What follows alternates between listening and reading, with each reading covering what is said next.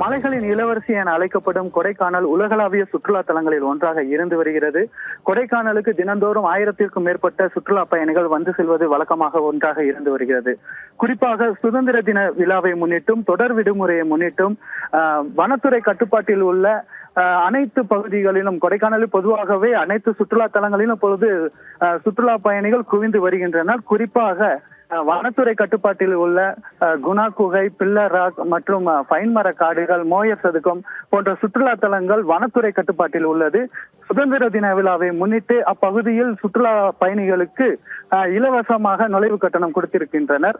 இதனால் சுற்றுலா பயணிகள் அனைவரும் மகிழ்ச்சி அடைந்து வருகின்றனர். மேலும் தற்போது கொடைக்கானலில் குளிர்ந்த காலநிலை ஏற்பட்டு வருகிறது.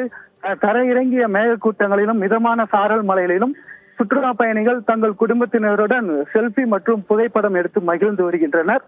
மேலும் அதிக சுற்றுலா பயணிகள் வரும் நிலையில் நகர்ப்பகுதியின் முக்கிய இடங்களில் மட்டும் சிறிதளவு போக்குவரத்து பாதிப்பு ஏற்பட்டு வருது.